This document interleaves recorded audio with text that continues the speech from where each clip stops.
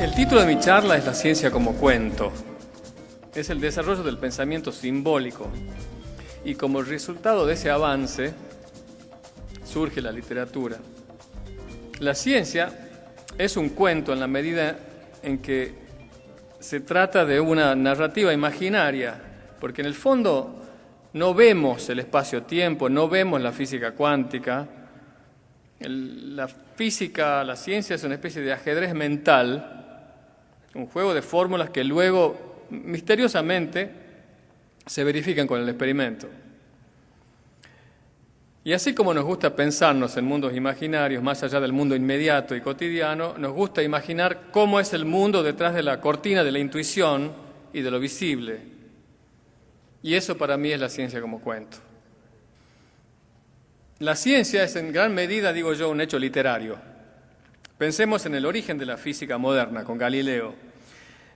Sabemos que Galileo se metió en problemas con la Iglesia, pero el conflicto de Galileo con la Iglesia es más bien un conflicto político, porque Galileo era bastante religioso y en uno de sus párrafos gloriosos habla del universo como libro. Ya tenemos ahí una gran metáfora, el universo como libro. Fíjense que Italo Calvino dice que Galileo es el más grande escritor de la lengua italiana y merecería igual fama como inventor de fantasiosas metáforas que como científico. Si bien la idea del libro de la naturaleza como libro, digamos, de la naturaleza como libro no es suya, Galileo la perfecciona. Para la doctrina cristiana de tiempo de Galileo, el mundo contenía dos libros fundamentales: la naturaleza y la Biblia. Esos eran los dos grandes libros.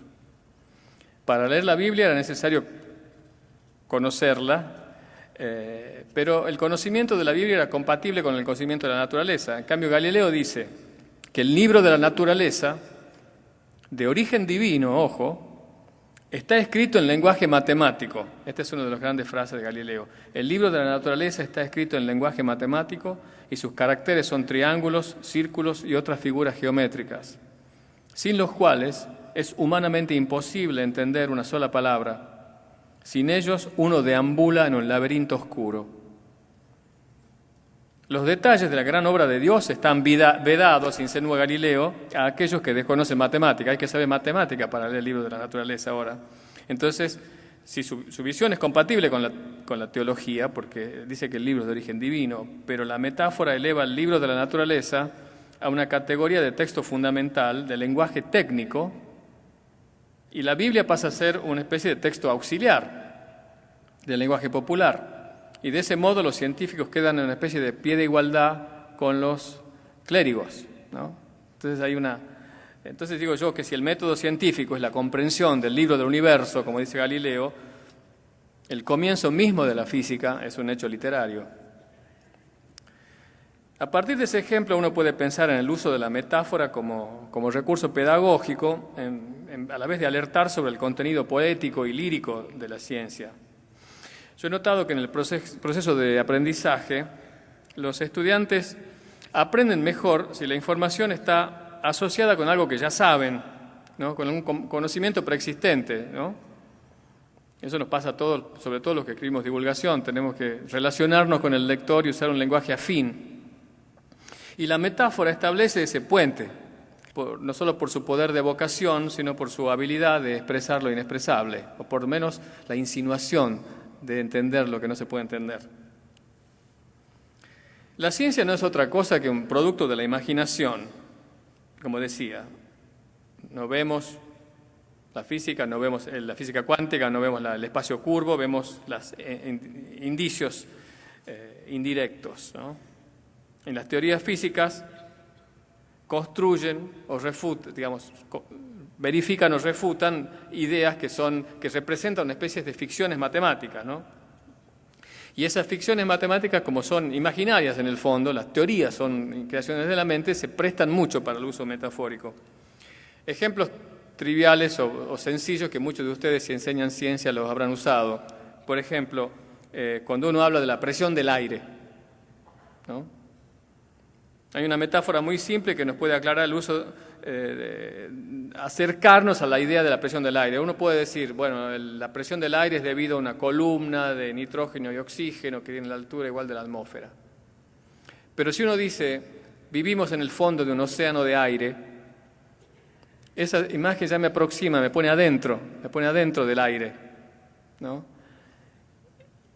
Esa es otra metáfora muy usada también, es cuando uno habla del corazón, cómo bombea. Uno dice, bueno, explica el movimiento muscular y el movimiento de los fluidos de la sangre dentro del corazón, pero si dice que es una bomba hidráulica, ya te lleva a otro lugar y te permite asimilarla de otra manera, ¿no?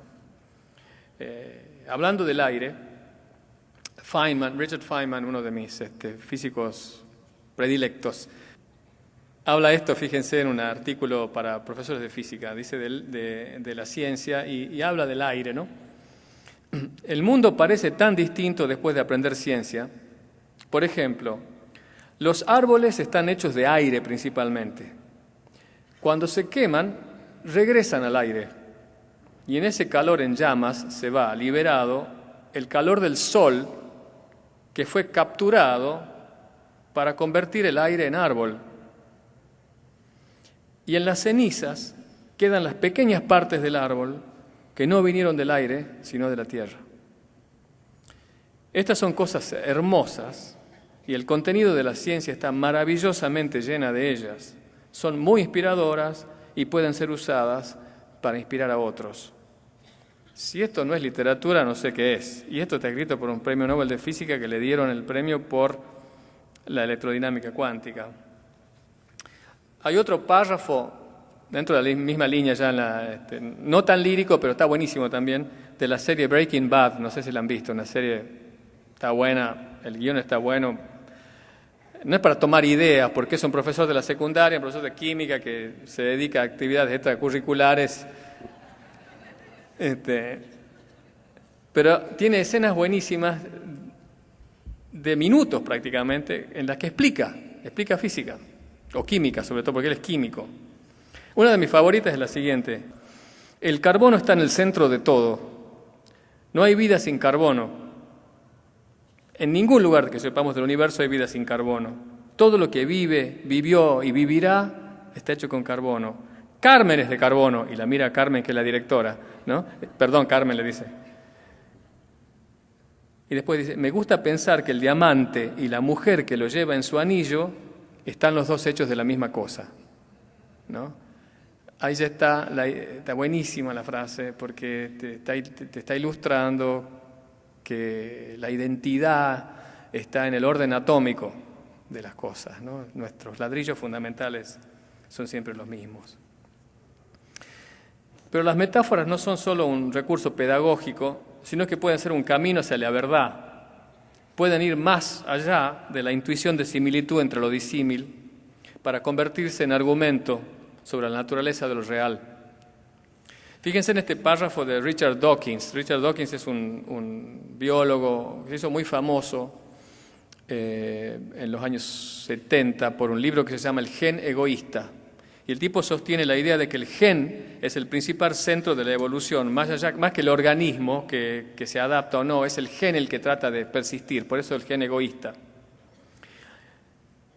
Entonces, en el prólogo, él dice que su libro inicialmente fue concebido como un libro de divulgación. Ahora, ¿la divulgación es distinta de la ciencia? Uno podría preguntarse eso. Y él dice, prefiero no establecer una separación clara entre la ciencia y su divulgación. Exponer ideas que previamente solo han aparecido en la literatura especializada es un arte difícil, requiere nuevos giros penetrantes del lenguaje y metáforas reveladoras.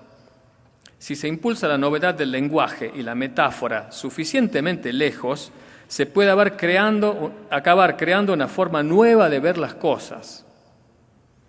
Y una nueva forma de ver las cosas, como acabo de argumentar, puede por derecho propio hacer una contribución original a la ciencia. El propio Einstein, que usó muchas metáforas en su exposición, no estuvo considerado como un divulgador, dice Dawkins, y yo he sospechado con frecuencia que sus vivas metáforas hacen más que ayudarnos al resto de nosotros. ¿No alimentarán también su genio creativo?, se pregunta Dawkins. ¿No habrá llegado él a sus creaciones a través de la metáfora? Y después sigue, lo voy a leer porque me gusta, la parte que dice después de cómo llega él a su idea, y dice: el punto de vista del Gen acerca del darwinismo está implícito en los escritos de Fisher y otros grandes pioneros del neodarwinismo de principios de la década de los 30, y si bien se hizo explícito en esa década de la mano de Hamilton y Williams, para mí su percepción tuvo un carácter visionario. O sea, ya había alguien que había expresado esa idea.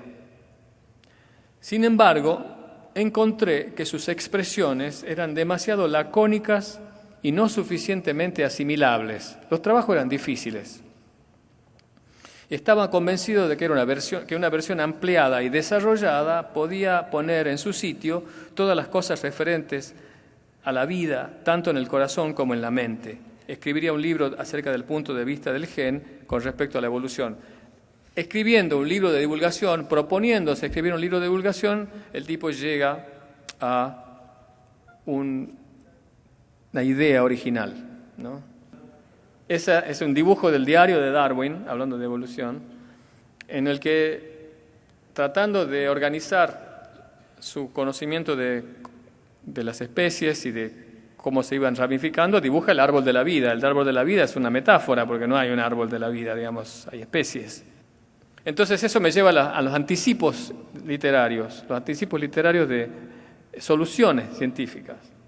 Quizás escucharon hablar de Cyrano de Bergerac como personaje de la novela de Rostand, el poeta, pero Cyrano de Bergerac era también él mismo un escritor, el que era el personaje era un escritor.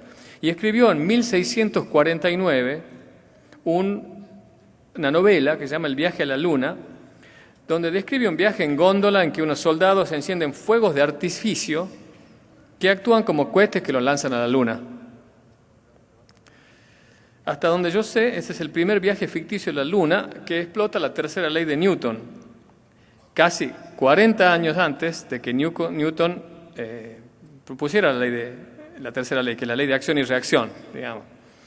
Es decir, cuando uno empuja la pared lo empuja uno con la misma fuerza y opuesta. Entonces, si uno, en vez de empujar la pared, tira un chorro de aire, está empujando hacia allá el aire lo empuja para el otro lado y se puede mover, ¿no? en la dirección opuesta a la que eyecta el aire. 1649. Mucho tiempo después, en 1919, Robert Goddard, que es uno de los iniciadores del plan espacial norteamericano, publicó un artículo que decía un método para alcanzar altitudes extremas, en el que proponía cohetes para llegar a la Luna, con el mismo método de Cyrano. Fíjese que en el medio antes estaba el Julio Verne, pero Julio Verne nunca íbamos a llegar a la Luna con el método de Julio Verne, pero que era un cañón. Y si en un cañón para llegar a la Luna te destruís todo. El método de acción y reacción estaba bueno.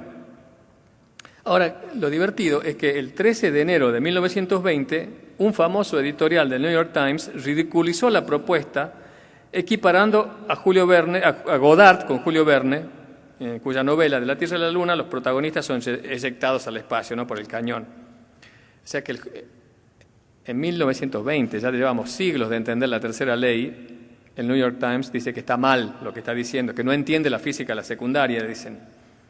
Y después, exactamente así, ¿no?, le dice a Goddard. Y el 17 de julio del 69, cuando los tripulantes de Apolo estaban camino a la Luna, el New York Times publica un descargo, entre comillas, que dice: una corrección. En 1920, la página editorial desacreditó la propuesta de Goddard, sosteniendo que no conoce la relación entre acción y reacción y la necesidad de tener algo más que el vacío contra el cual reaccionar. O sea, uno cuando empuja la pared, la pared está reaccionando. Ahora, uno puede también usar el método de reacción en el vacío, tirando un chorro de aire o un chorro de combustible, ¿no?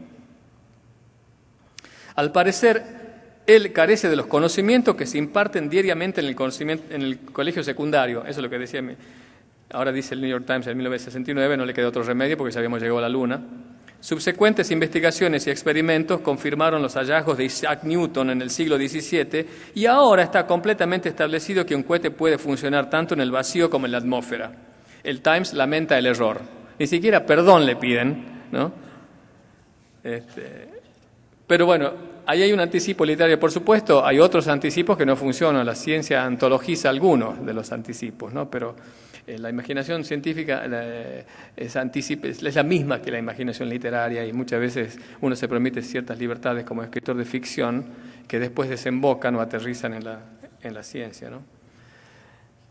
Otro ejemplo que me gusta mucho es el de William Olbers, la paradoja de Olbers, que planteó, que es la siguiente: si el tamaño del universo es infinito, 1823 estoy hablando, y las estrellas están distribuidas por todo el universo, o sea, si el universo es infinito y hay infinitas estrellas, entonces deberíamos ver una estrella en cualquier dirección que miremos el cielo, que hay infinitas. Y el cielo nocturno debería ser brillante. Sin embargo, el cielo es oscuro. ¿Por qué es oscuro el cielo de la noche? Si bien no existe una respuesta satisfactoria, la mejor solución hasta el momento supone que el universo no existe desde tiempo indefinido, sino que tuvo un comienzo.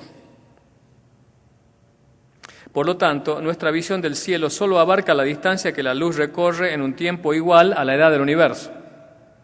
Todas las estrellas que están más allá de una distancia tal que a la estrella le llevaría la edad del universo más, no las vemos. Pero esta es la explicación que es aceptable hoy. El primero en imaginar esta solución es, de una manera cualitativa pero correcta, no fue un físico ni un astrónomo, sino Edgar Allan Poe, un poeta, un cuentista también.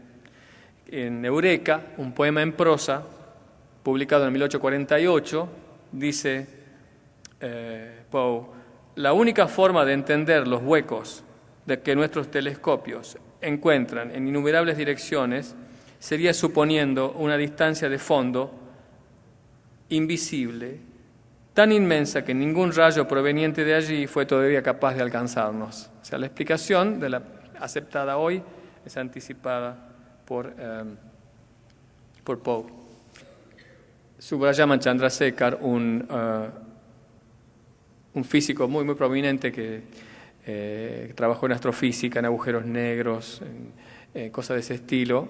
Y cuando yo estaba de postdoctoral en Chicago, tomábamos té con galletitas antes del coloquio de los jueves y el tipo caía con su traje a la sala de té y había un óleo de él atrás. O sea, era como intimidante la presencia del tipo. Y nunca me animé a preguntarle nada. Y mucho tiempo después, yo trabajaba en otro tema, me enteré o leí sus escritos de cómo él valoró la presencia o la gravitación de la estética en la ciencia. Para él es un hecho increíble que aquello que la mente humana en lo más profundo percibe como bello encuentra su realización en el mundo real. O sea, se está refiriendo a muchas situaciones de la historia de la física donde hay ciertas decisiones o opciones que se toman no persiguiendo la explicación de un experimento que no se entiende, sino una cierta horizonte de sencillez, de elegancia, de simetría, que son todas nociones subjetivas. Sin embargo, esa noción subjetiva conduce misteriosamente a la verdad. Pero el ejemplo más crucial para mí, más llamativo, es el Jardín de Senderos que se bifurcan, donde Borges se anticipa una teoría de la física de un modo tan literal que es asombroso, ¿no? Según la teoría de la mecánica cuántica, que junto con la relatividad es una de las teorías más revolucionarias del siglo XX, las partículas microscópicas adolecen de una llamativa esquizofrenia. pueden estar simultáneamente en varios lugares, ¿no? Y pasan a estar en un lugar definido cuando se las observa con un detector. Esa es la extravagancia de la física cuántica. La teoría cuántica anticipa la probabilidad de encontrar la partícula en lugar dado. O sea, antes de observarla, si uno tiene una caja donde hay una partícula cuántica, dentro puede estar simultáneamente en varios lugares. Cuando uno la observa, pasa a estar o acá, o acá, o acá, o allá. Pero antes de observarla, no tiene sentido decir si está o acá, o allá. Ese o es una noción de la lógica de nuestra objetividad macroscópica. Pero en el mundo microscópico existe la posibilidad de que esté indeterminada antes de observarla y determinada después. Y la física cuántica predice la chance de ser observada en un lugar o en otro, la probabilidad. O sea, si uno repite ese experimento, algunas veces la encuentra acá, otras veces la encuentra allá, y si la física cuántica me dice que la probabilidad de encontrarla acá es mayor que acá, si repito el experimento la voy a encontrar muchas veces más acá que acá. Ahora, para un experimento, la física cuántica no dice nada. No sabemos cómo el universo elige uno frente al otro. Ese es un problema irresuelto de la física cuántica, porque el azar, la probabilidad existe en el mundo macroscópico. Si tiro una moneda, no sé si cayó cara o si cayó cruz. Tengo el 50% de chances de que haya caído cara o cruz, pero si abro la mano y ahora sé que salió cara o cruz. Pero la diferencia es que si yo supiese el ángulo con la que tiré, la velocidad de las moléculas y demás, podría en principio predecir si cayó cara o cruz. Y no solo eso, sino que sé que antes de abrir la mano ya cayó o cara o cruz, mientras que en la física cuántica ese o, como digo, no existe. Entonces es un problema irresuelto en la física cuántica de cómo el universo elige una de las dos. En 1957, Hugh Everett, un físico, publicó una teoría en la que dice que, bueno, en realidad lo que pasa es que cada vez que uno mide o cada vez que esa incertidumbre pasa a ser un O, el universo se multiplica en tantas en tantas copias como alternativas hay. Es decir, si la moneda cuántica puede salir o cara o cruz, en el momento en que uno la ve, el universo se replica en dos copias. En una salió cara y en la otra salió cruz. Y esa es la teoría física de 1957, que Borges la anticipa literalmente en 1942, donde propone un laberinto temporal en el que cada vez que uno se enfrenta con varias alternativas, en vez de adoptar una y eliminar otras, opta simultáneamente por todas. Crea así, dice Borges, diversos tiempos que también proliferan y se bifurcan. Dice Everett, la trayectoria de las configuraciones de la memoria de un observador, o sea, la trayectoria es la secuencia, yo paso de no saber a saber, esa es la trayectoria de mi memoria, ¿no?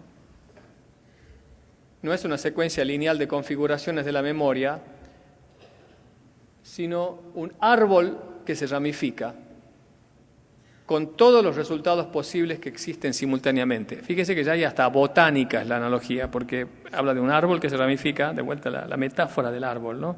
Que Darwin también la usa.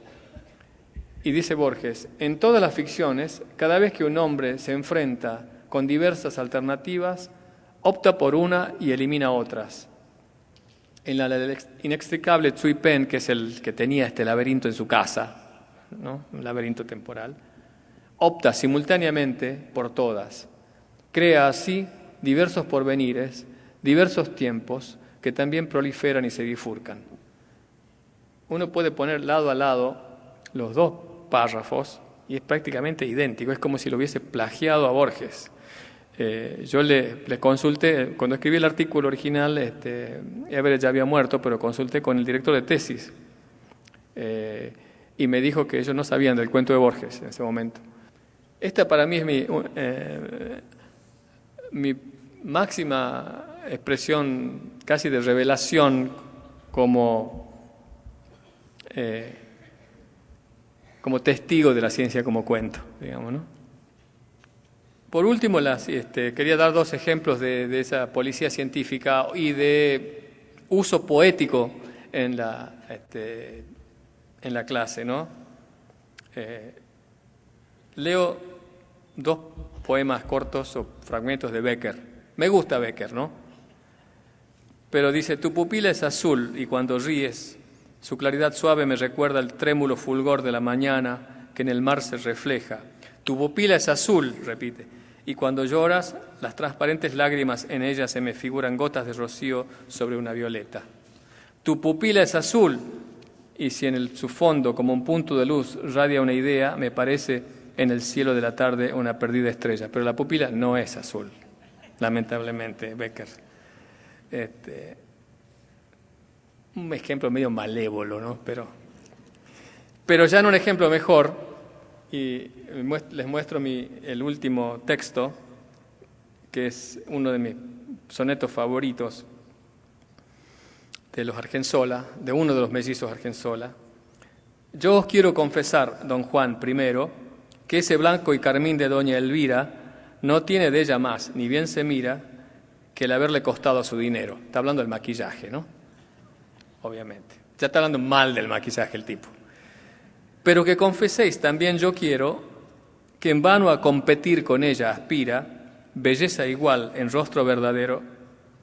Mas, qué mucho que yo perdido ande por un engaño tal, si no se engaña igual naturaleza, porque ese cielo azul que todos vemos no es cielo ni es azul, y lástima grande que no sea verdad tanta belleza, ¿no? Está hablando del cielo azul como maquillaje del cielo, anticipándose a la verdadera teoría del azul del cielo. O sea que está bastante acertado, porque cuando vemos el cielo, curiosamente, lo que vemos, de algún modo, es la teoría molecular de la materia. Porque si el cielo fuese un continuo, sería o oscuro o transparente. Solamente en un cielo hecho de moléculas y átomos que reemiten la luz, vemos algo, y como los átomos y moléculas del cielo reemiten preferentemente el azul, lo vemos azul. O sea que estamos viendo muchas más cosas, y eso creo que para mí me enseñó algo. O sea, eso me lo enseñó Argensola y Rayleigh, que es el que descifró el origen del azul del cielo. Entonces, siendo ese mi último ejemplo, les muestro un experimento que muestra el azul del cielo, porque fíjense que si uno entiende el azul del cielo, está a la vez entendiendo el rojo del atardecer, porque la luz que viene del sol, que tiene todos los colores, al pasar por la atmósfera, una capa grande de atmósfera cuando está en el horizonte, perdió su azul, que fue el azul que fue visto antes, o no, digamos, que iluminó perdió su azul y se quedó con el rojo. Entonces el rojo del atardecer es el mismo del cielo azul de Argensola, y dicho sea de paso, es el mismo rojo de la luna roja que vimos en el eclipse el otro día. Este sería mi cielo. Pongo agua en el vaso. Este sería mi cielo en Marte, digamos, o en un lugar donde no hay atmósfera. O en un lugar donde es una atmósfera muy densa. Prácticamente no ven nada acá. Ven un poquito el chorro porque apenas se ve el chorro por las burbujitas, pero no se lo ve prácticamente. ¿Estarían de acuerdo conmigo? Los que están en las primeras filas. Entonces, en Marte o en la Luna, digamos, si uno está en la Luna donde no hay atmósfera, se ve un disco de día, se ve un disco luminoso y el resto del cielo es oscuro porque no hay atmósfera. Entonces ahora voy a crear una atmósfera artificial con unas gotitas de leche.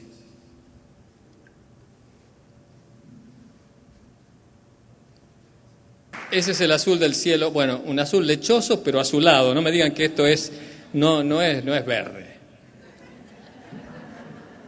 ¿no? Pero sí, claramente este color es distinto que ese. Y ese se parece al rojo del atardecer. Y es exactamente ese.